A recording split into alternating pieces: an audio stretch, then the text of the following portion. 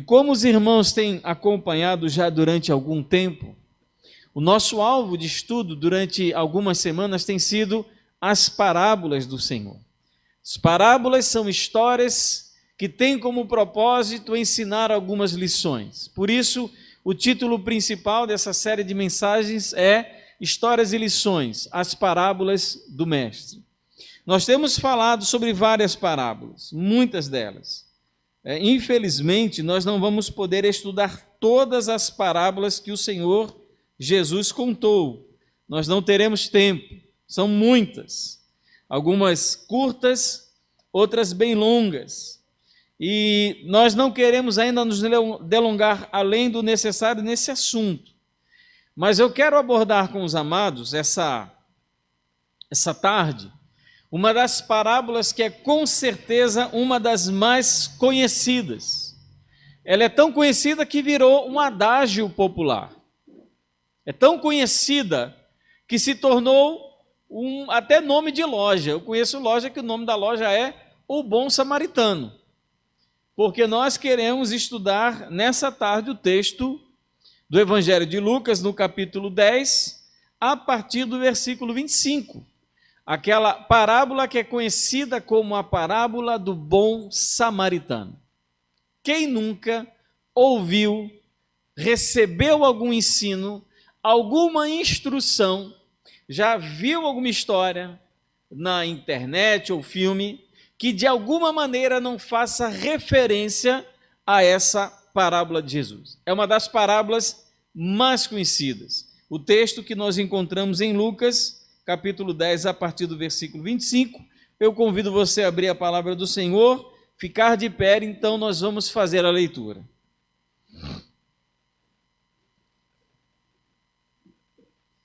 Lucas 10, 25 a 37. E eis que certo homem, intérprete da lei, se levantou com o objetivo de pôr Jesus à prova e lhe perguntou: Mestre, que farei para herdar a vida eterna? Então Jesus lhe perguntou: O que está escrito na lei? Como você entende? A isto ele respondeu: Ame o Senhor seu Deus de todo o seu coração, de toda a sua alma, com todas as suas forças e com todo o seu entendimento. E ame o seu próximo como você ama a si mesmo. Então Jesus lhe disse: Você respondeu bem, você respondeu corretamente. Faça isto e viverá. Se ele tivesse parado aí, estava dada a resposta. Mas o doutor da lei, ele faz outra pergunta. Mas ele, querendo justificar-se, perguntou a Jesus: Quem é o meu próximo? Jesus prosseguiu dizendo, baseado nessa pergunta, quem é o meu próximo, Jesus então conta a parábola do samaritano. Um homem descia de Jerusalém para Jericó e caiu nas mãos de alguns ladrões. Estes, depois de lhe tirar a roupa e lhe causar muitos ferimentos, retiraram-se, deixando-o semi-morto. Por casualidade, um sacerdote estava descendo por aquele mesmo caminho e, vendo aquele homem, passou de largo. De igual modo, um levita descia por aquele lugar e, vendo-o, passou de largo. Certo samaritano que seguiu o seu caminho, passou perto do homem e, vendo-o, compadeceu-se dele. Aproximando-se, fez curativos nos ferimentos dele, aplicando-lhes óleo e vinho. Depois colocou aquele homem sobre o seu próprio animal, levou-o para uma hospedaria e tratou dele. No dia seguinte, separou 2 denários e os entregou ao hospedeiro, dizendo: Cuide deste homem, e se você gastar algo a mais, farei o reembolso quando eu voltar. Então Jesus perguntou: Qual destes 3 lhe parece ter sido o próximo do homem que caiu nas mãos dos ladrões? O intérprete da lei respondeu: O que usou de misericórdia para com ele. Então Jesus lhe disse: Vá e faça o mesmo. Pai, nos orienta na reflexão dessa palavra, que ela enche o nosso coração, que ela nos oriente e nos conduza, ó Deus, numa vida centrada na Escritura e que faça em tudo a Tua vontade. Te agradeço em nome de Jesus, esteja conosco. Amém. Podem assentar. Queridos, do que trata a parábola do semeador? Qual é o tema central? Qual a principal lição que Jesus quer passar por intermédio dessa história que nós tão bem conhecemos? A resposta mais comum, aquela que nós aprendemos em muitos meios evangélicos, em escola dominical principalmente, a resposta mais comum à pergunta o que Jesus quer ensinar para aquele homem é que nós devemos fazer o bem a todas as pessoas necessitadas. Nós, como diz aquele velho ditado, fazer o bem sem olhar a quem. Então, a conclusão que algumas pessoas tiram dessa parábola é que o que Jesus quer ensinar é acerca da bondade necessária para alguém entrar no céu. Ora, Jesus nunca disse, nunca ensinou que é possível, por intermédio das boas obras, alguém chegar no céu. Então, obviamente, essa lição que nós extraímos, por mais que haja de fato, que a parábola transpire a bondade de alguém, não é exatamente essa mensagem que Jesus quer passar por intermédio dessa parábola. Os fariseus, escribas, mestres da lei, intérpretes da lei, doutores da lei, como é dito em alguns outros textos, já vinham no intenso debate com Jesus e na tentativa de conduzi-lo a alguma espécie de armadilha para que ele ficasse desacreditado diante do povo. O pano de fundo para esta parábola é mais um destes testes ao qual Jesus é submetido por alguém que se dizia seu perseguidor, ou então que de maneira muito perspicaz tentava colocar ele em alguma armadilha e diante do povo ele fosse desacreditado e humilhado. O pano de fundo é esse, é alguém que está ouvindo o ensino de Jesus e se levanta não para sanar alguma deficiência no seu conhecimento, mas sim para tentar conduzir Jesus ao erro e então se expor perante as pessoas como alguém que não ama a lei de Deus, que não ama a Deus e que não pode ser considerado, segundo os critérios daqueles homens religiosos, um rabi, um mestre, alguém capaz de ensinar as outras pessoas. Desta vez, quem se levanta é um doutor da lei. É um homem versado na lei mosaica, ele conhecia de maneira muito aprofundada a lei de Moisés, todo aquele arcabouço legal que nós encontramos a partir do Êxodo, Deuteronômio, Números, Levíticos, ele conhecia de maneira muito aprofundada, não apenas a lei, mas sim as interpretações, as várias interpretações que haviam sobre cada um daqueles mandamentos. Era um expert, era uma pessoa que sabia do que estava falando, então ele se levanta para provar Jesus. Ele se põe de pé, o texto diz isso, lá no começo, um certo homem intérprete da lei se levantou com o objetivo de pôr Jesus à prova. O levantar-se, o colocar-se de pé na frente de um rabi, naquela época, significava um ato de cordialidade e respeito. Ele demonstra respeito ao se pôr de pé perante Jesus e, além disso, chama de mestre. Mas o coração dele ali não era um coração bom, porque o que ele quer, na verdade, é simplesmente colocar um laço sobre Jesus, para que ele venha então a se enredar e poder ser humilhado, como se ele dissesse, como um homem desse é considerado mestre? Como nós podemos chamar Jesus de mestre se ele não conhece os fundamentos mais básicos da lei de Moisés?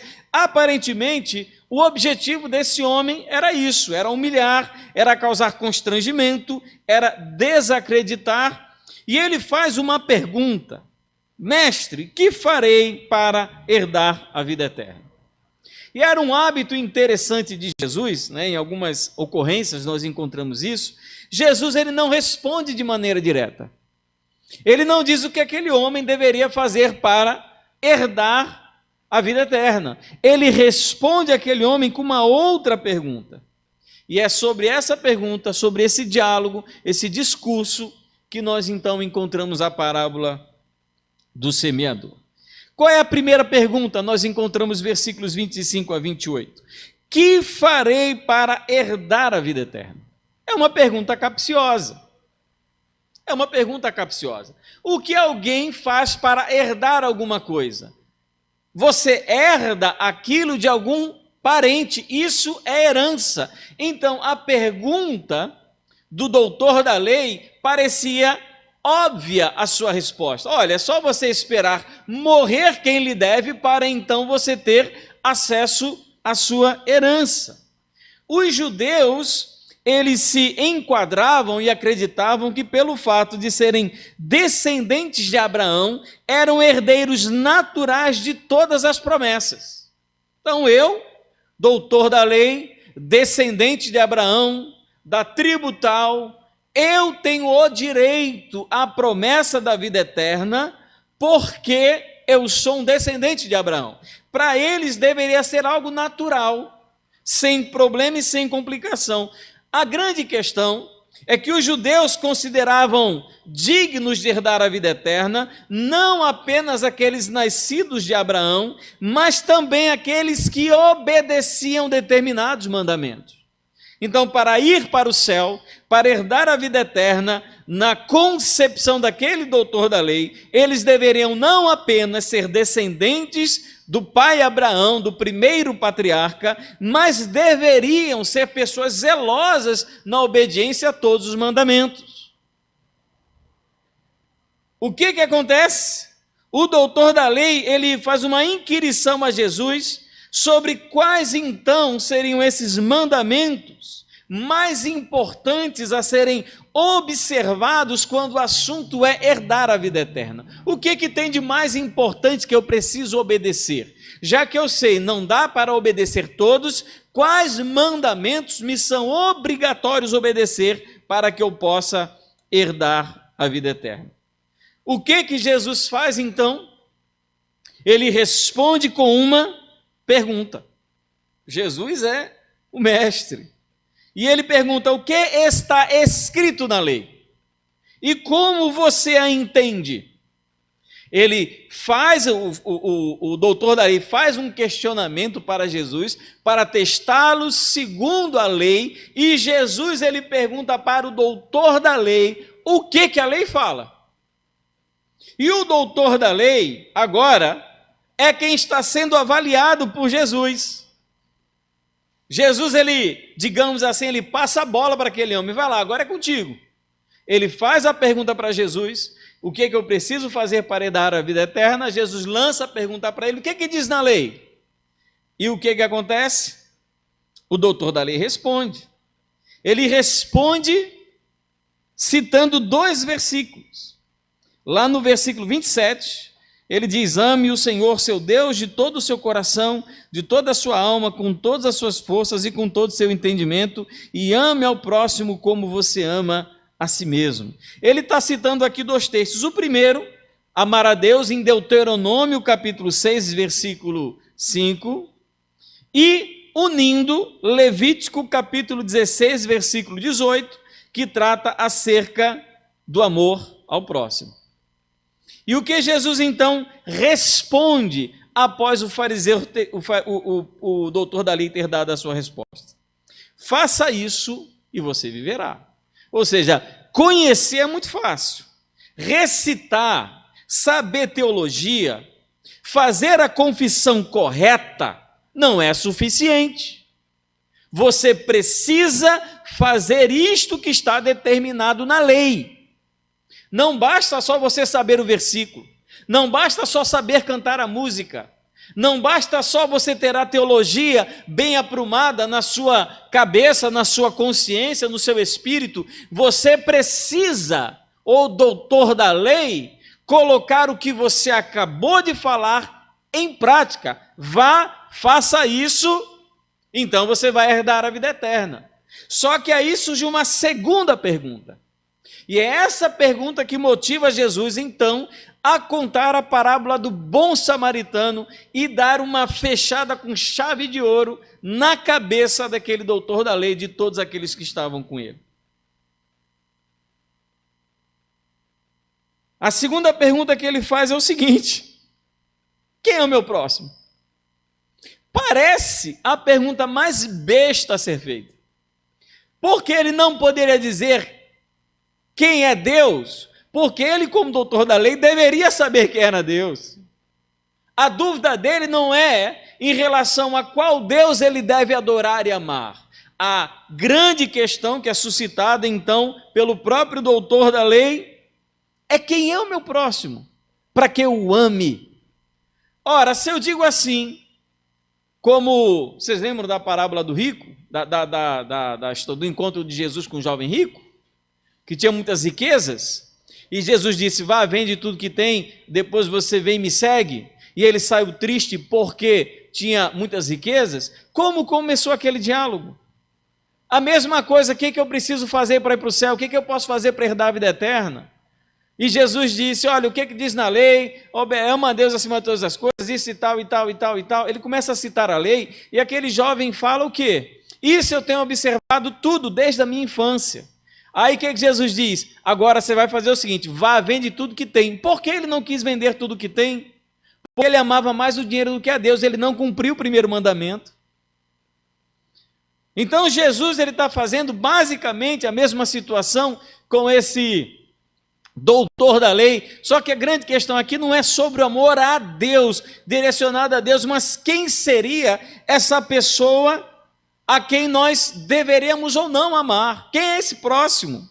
Os doutores da lei, os fariseus, os religiosos da época, consideravam próximos apenas judeus e excluindo algumas classes de pessoas.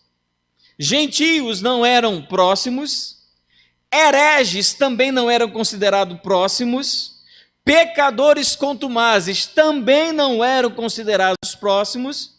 A estes não se deveria, era obrigado, pelas interpretações da lei, a não estender qualquer ato de misericórdia. Inclusive, haviam leis que diziam, se você ver o teu inimigo em tempo de paz, ele está falando de inimigo de guerra, se você vê o teu inimigo em tempo de paz se afogando, você não deve salvar a vida dele. Então, a pessoa que não exercesse absolutamente nenhuma atitude de compaixão e misericórdia com um não-judeu dentro daqueles pré-requisitos determinados, interpretados pelos doutores da lei, estava então desobrigado a amar porque não consideravam como próximo. Então a pergunta do doutor da lei fazia todo sentido, porque de fato existia todo um debate, todo um dilema acerca de quem seriam essas pessoas consideradas perante a lei como próximos, pessoas alvo do amor, do cuidado e da compaixão. É perfeita. Há naquela época de fato um grande debate acerca de quem seriam então essas pessoas consideradas próximas. E a parábola do bom samaritano é uma resposta a essa pergunta. Quem é esse próximo que eu devo amar?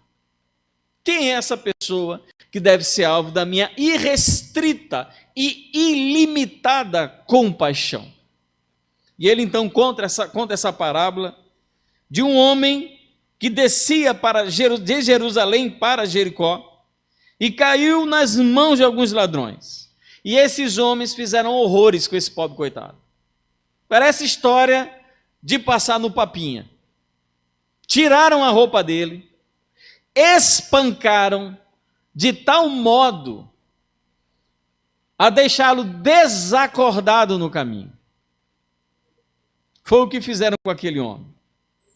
Aquele homem então fica agonizando, sozinho, isolado, e passam então três figuras: o sacerdote, o levita e o samaritano.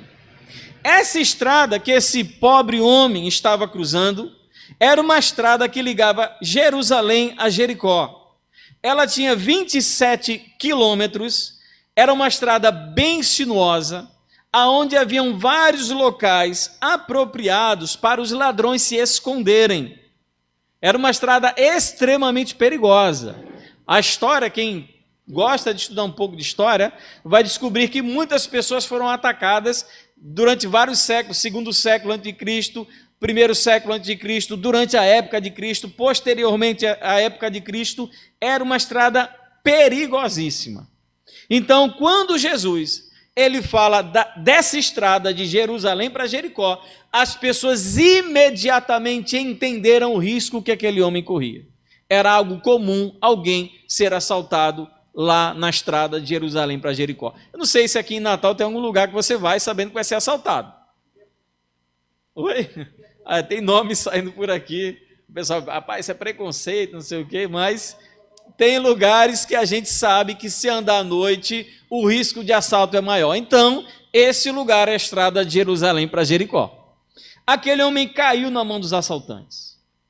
Provavelmente ele tentou lutar contra aqueles homens, porque eles não só tiraram a roupa dele, como espancaram ele quase até a morte.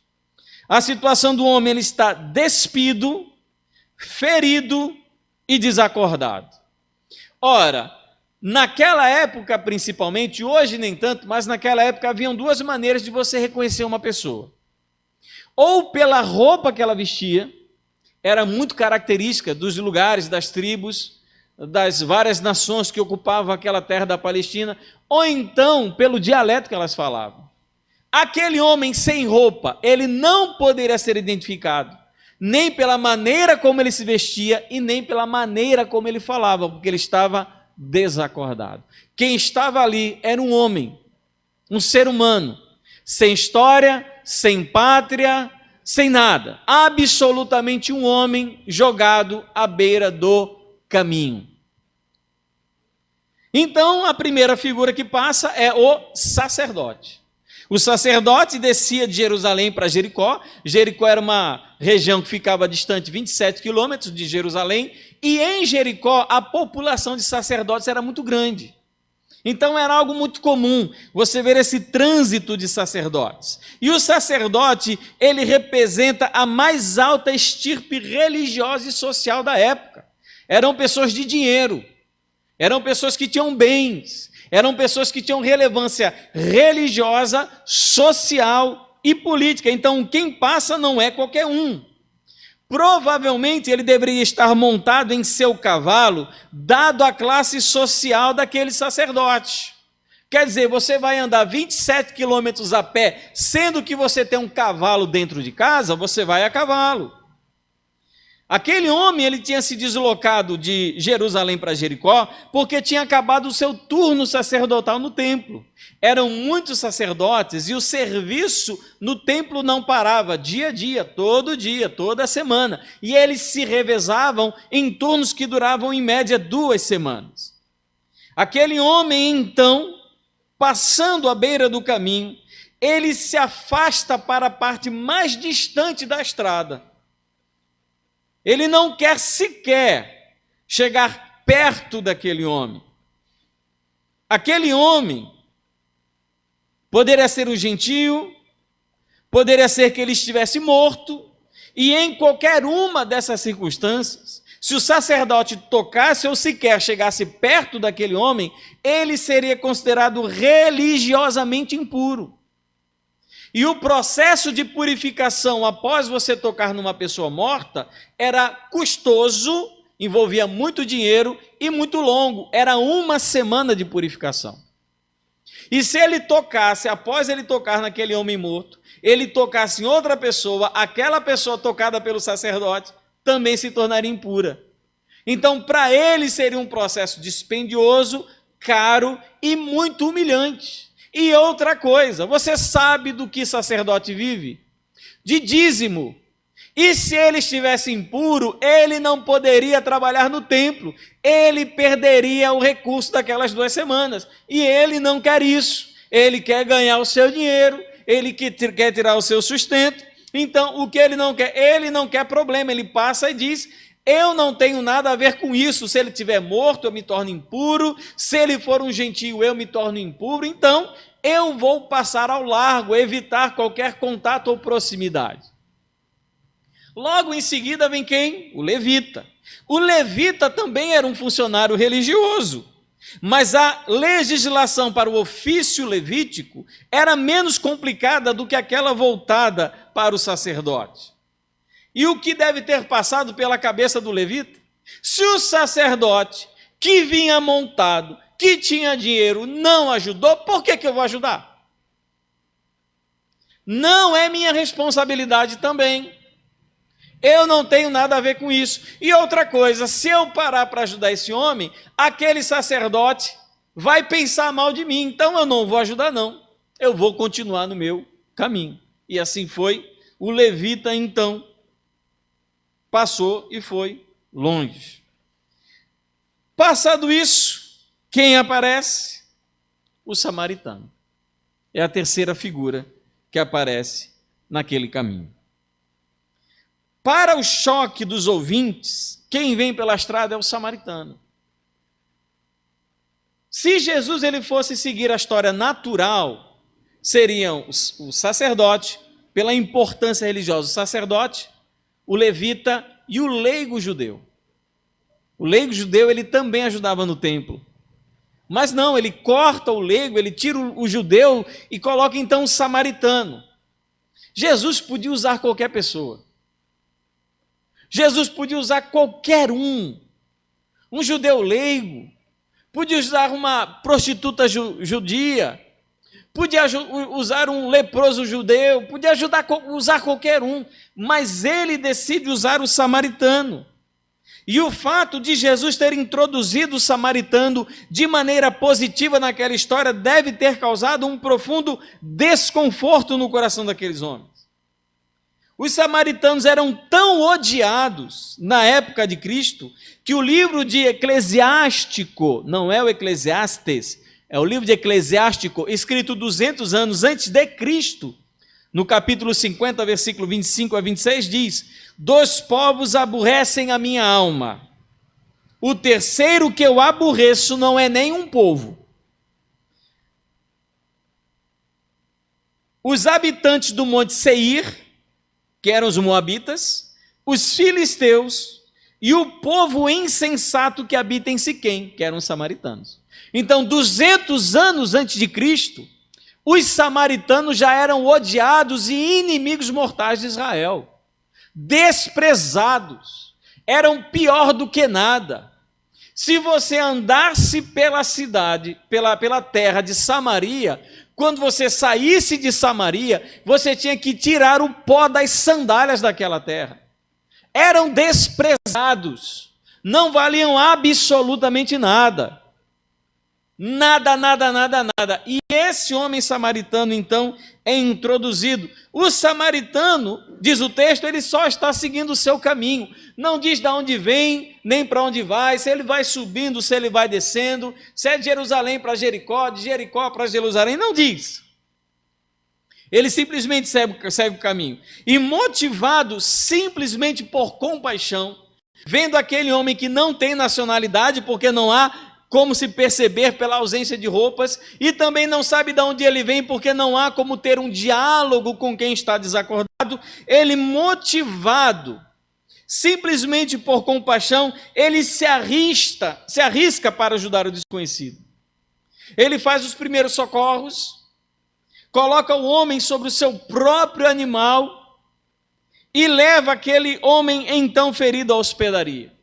E ele paga aquele hospedeiro tudo o que seria gasto durante aquele tempo de recuperação. Que atitude magnânima de compaixão e misericórdia por um completo desconhecido. Poderia ser um psicopata, um assassino, poderia ser um ladrão, poderia ser um estuprador, poderia ser um pedófilo, poderia ser um político desonesto, poderia ser qualquer pessoa, poderia ser um pai de família, poderia ser um trabalhador, poderia ser qualquer pessoa, mas aquele homem simplesmente motivado pela compaixão, ele ajudou aquele pobre coitado. E então Jesus, ele faz uma última pergunta, versículos 36 a 37. Agora quem pergunta é Jesus. Qual destes três lhe parece ter sido próximo do homem que caiu nas mãos dos ladrões? O que eu acho interessante é que a pergunta é invertida. Ele deveria, no desenrolar do diálogo, perguntar quem foi o próximo daquele homem. Não é? Não faria mais sentido? Quem foi o próximo dele? Mas ele não faz isso. Ele pergunta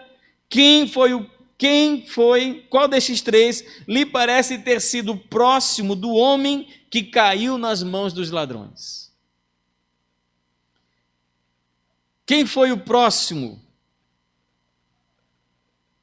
Quem foi o próximo do levita ali naquela história? Ninguém. Quem foi o próximo do sacerdote? Ninguém. Quem é o próximo daquele que precisava de ajuda? A resposta do doutor da lei é uma recusa a dizer o nome samaritano. Ele não fala, foi o samaritano. Ele não quer nem citar o nome. Tamanho o seu desprezo, o seu ódio por aquele povo. Ele diz, aquele que usou de misericórdia para com ele. E Jesus então dá a mesma resposta que ele deu no versículo 28. Vá e faze o mesmo. Citar a lei é muito fácil. Saber teologia também. Cantar é muito fácil. Decorar versículo bíblico, simples. Mas vá e faz tudo o que você sabe, que aí você vai herdar a vida eterna.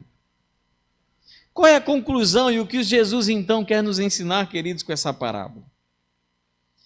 Queridos, é bem verdade que esta parábola estabelece um padrão de comportamento para o cristão. Isso é verdade.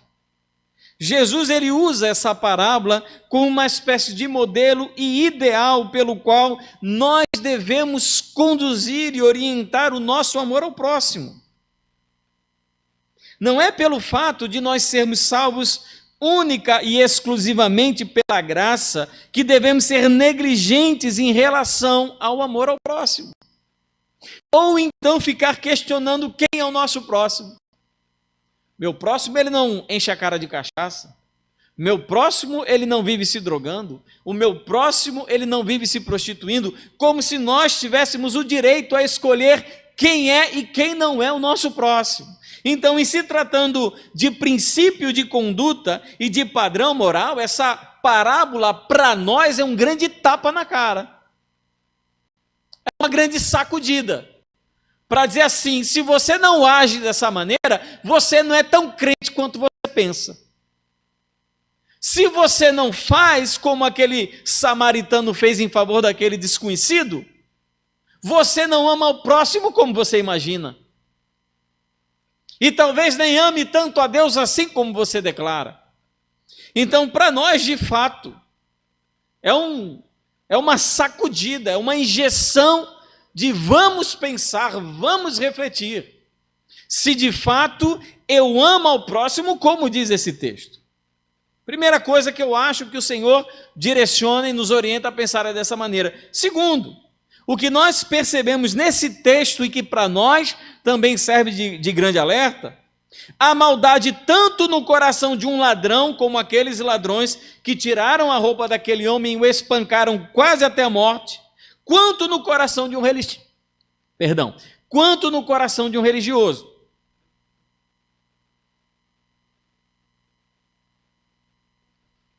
Às vezes eu esqueço de tomar água, aí a garganta pede água. A maldade tanto no coração de um ladrão, quanto no coração de um religioso.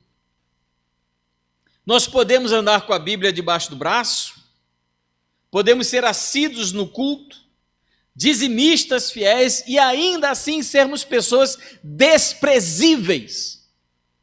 Gente de má qualidade, gente de má índole, gente imoral.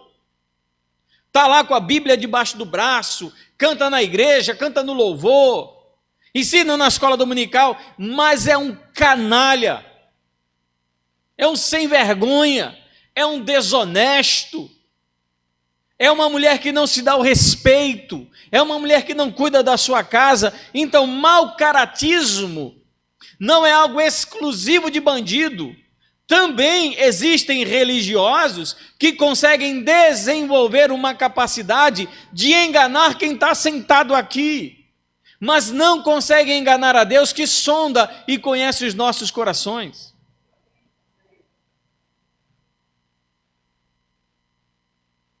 De fato, queridos, temos muitos homens de Deus que são pessoas da pior espécie. Falsos, egoístas, levianos, desumanos, cruéis.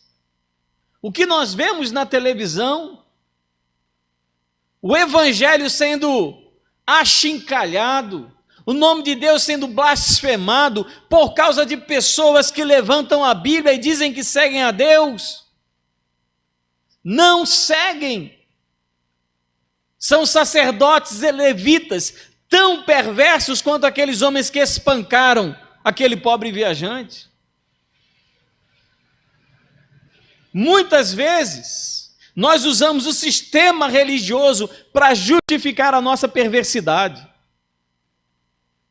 Nós usamos o culto, o bendito culto, a congregação, a comunhão dos santos, a exposição da Escritura, simplesmente para cauterizar a nossa consciência, a nossa mente pecaminosa, que já aprendeu a lidar com os pecados mais impuros e inomináveis da nossa sociedade. Vimos ao culto, fingindo que somos aquilo que nunca fomos. Tão perversos quanto aqueles ladrões, era aquele sacerdote e aquele levita. Que coração miserável! É um alerta para que nós não sejamos assim, para que eu não seja assim, mesquinho, amante do dinheiro, amante do poder, amante da glória, para que o meu coração não seja assim, como o daquele sacerdote, indo para o seu trabalho religioso, ou voltando do seu trabalho religioso, melhor dizendo, tinha acabado de participar de um culto maravilhoso, levando para casa os frutos do seu trabalho, passa perante um homem que precisava de ajuda e trata aquele indivíduo como se não fosse absolutamente nada. Aonde está Deus na vida desse homem? Aonde está Deus na nossa vida? Se não vai além das nossas palavras, das nossas declarações corretas acerca de Deus, da nossa boa teologia, das músicas bem escolhidas, se ele não está além disso tudo, nós somos como aquele sacerdote, aquele levita, cuidando das suas vidas, achando que estavam cumprindo todas as leis e tinham toda a possibilidade de herdar a vida eterna.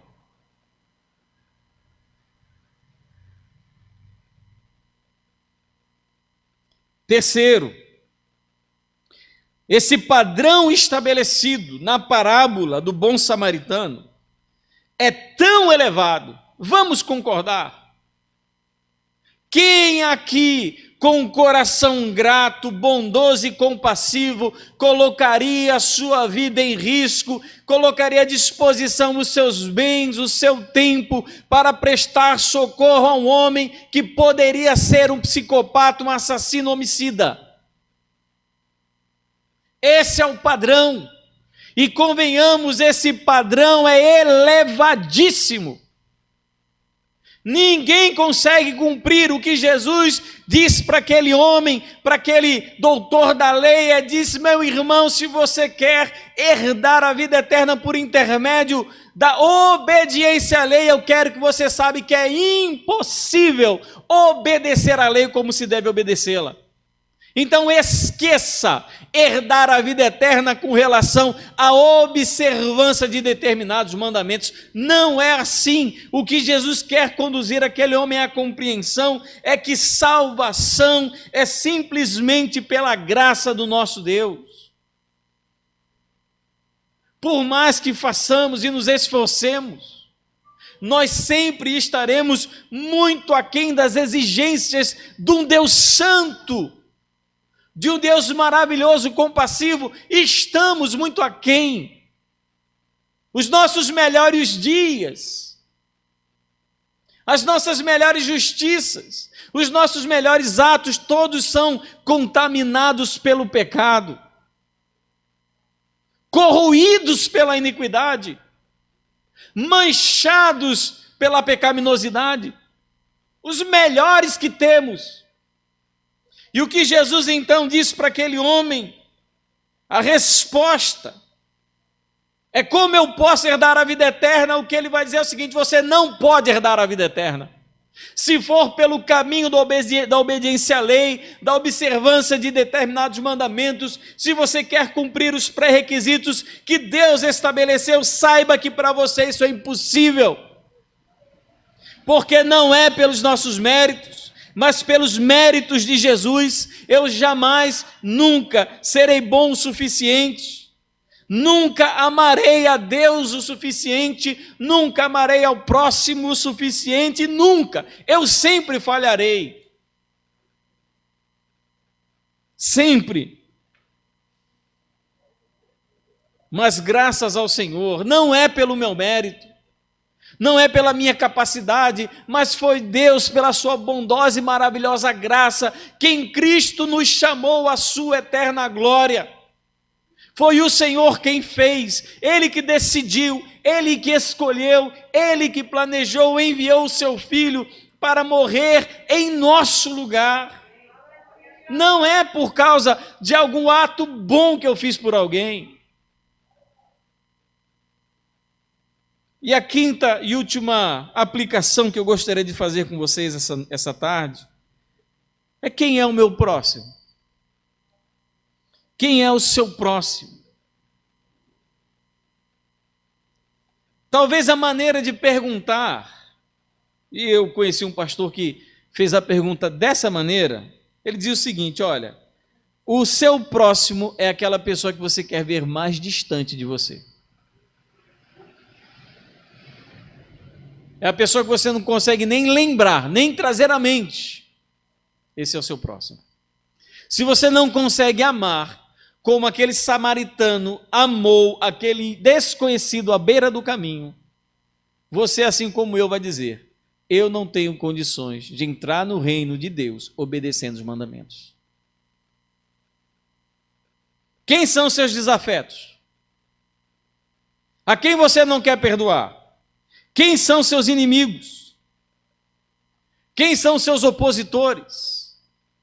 Quem são aqueles que tramam mal contra você? Esses são seus próximos.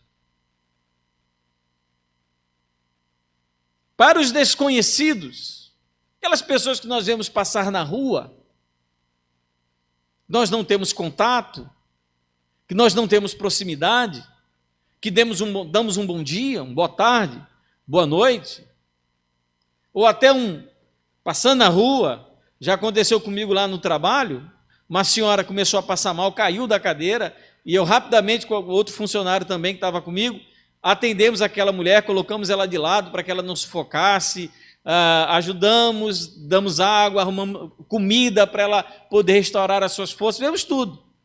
É uma desconhecida. É muito fácil, porque com desconhecido há neutralidade. Não me fez nada de mal. Eu não tenho por que ter ódio. Não tenho por que ter raiva.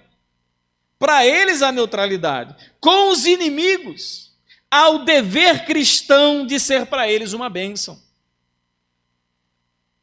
Com o amigo, você não ganha nada com isso. Até os ímpios cuidam dos seus amigos.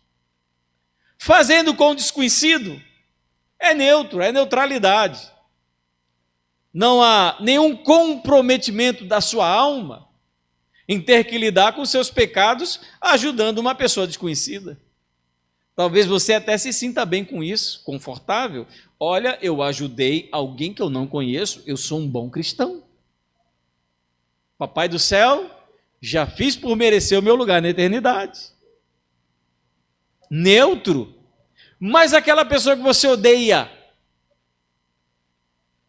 aquela pessoa que você não gosta ou que não gosta de você, é essa pessoa que você tem que dobrar o joelho no chão em oração por ela. Que para ela você tem que ser uma bênção. Para ela você tem que ser uma bênção. Assim como aquele samaritano, ele podia ter pensado: se esse daí for judeu, eu vou lá ajudar judeu coisa nenhuma. Se ele morrer, é menos um judeu nesse mundo, melhor para todo mundo.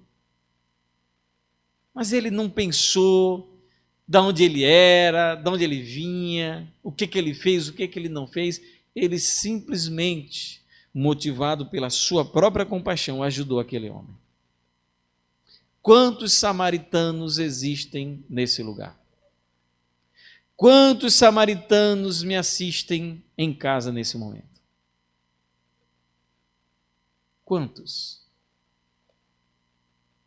Não é pelos nossos méritos pessoais. É isso que Jesus quer mostrar para aquele homem. Não é pelo que você faz, você não consegue. Você se esforça, mas você não vai chegar lá. Isso não é uma maneira de nos desanimar a exercer a compaixão pelos outros. Ao contrário, como eu falei, o padrão de Jesus é esse. Mas não pense que é por causa disso que você vai herdar a vida eterna, porque você não consegue. Se a sua esperança está em herdar a vida eterna, pelo cumprimento e observância de mandamentos, da lei ou de boas obras, você com certeza não vai chegar lá. É só por Jesus Cristo, só através dele, é só pela graça. Você sabe como é que os fariseus, doutores da lei, os publicanos, eles herdariam essa vida eterna, essa promessa do reino, da mesma maneira que o pai Abraão. Quem era Abraão antes de ser aquele homem chamado por Deus? Era um sacerdote pagão. O que Abraão fez de Deus o que Abraão fez de bom para ser chamado por Deus? Absolutamente nada. Deus chamou Abraão porque ele quis chamar Abraão e acabou. É assim que você herda alguma coisa que você não merece. A gente vai herdar mesmo a gente não merecendo, porque não é pelo nosso mérito, é pelo mérito do Senhor. Amém, queridos? Vamos fechar os nossos olhos, curvar nossa cabeça e fazer uma reflexão séria e sincera acerca da nossa própria vida.